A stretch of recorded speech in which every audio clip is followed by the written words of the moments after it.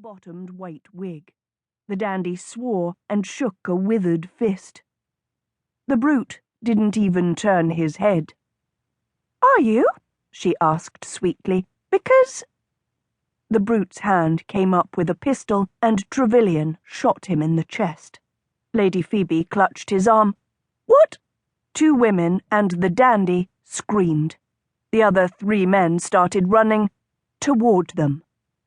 "Don't let go of me," Trevillion ordered, glancing quickly around. He couldn't fight 3 men with only 1 shot remaining. "Wherever would I let go of you?" Lady Phoebe asked rather crossly.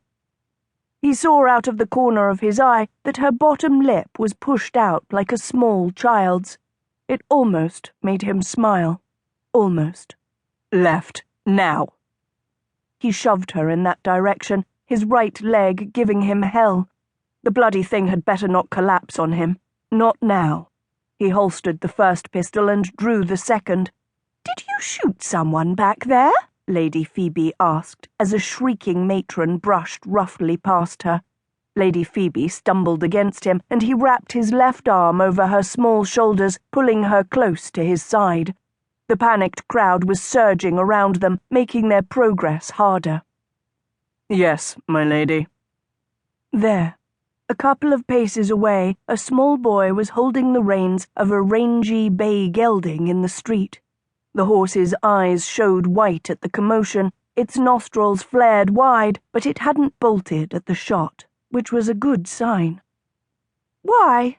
Her face was turned to him, her warm breath brushing his chin. "It seemed a good idea," Trevillion said grimly. He looked back.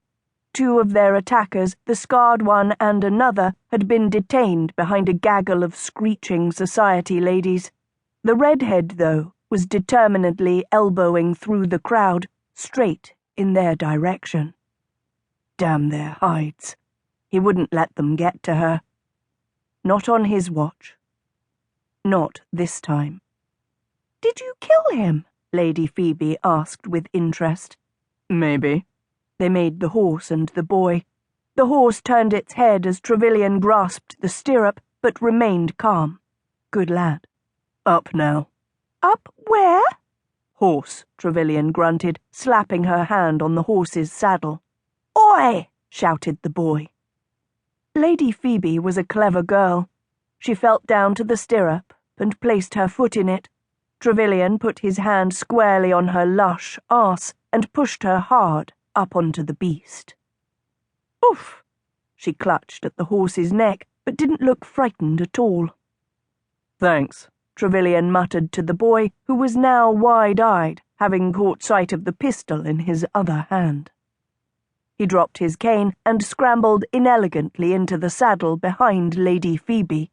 He yanked the reins from the boy's hand.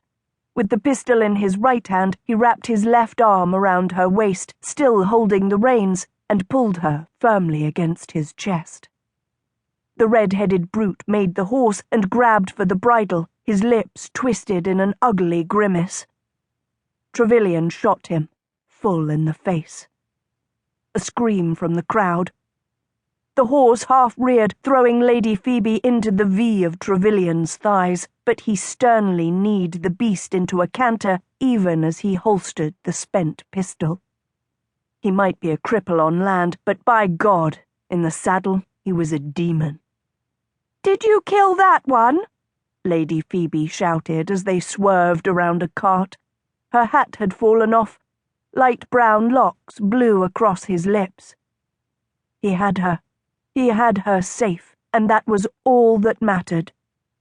"Yes, my lady," he murmured into her ear, flat, almost uncaring, for it would never do to let her hear the emotion that holding her in his arms provoked.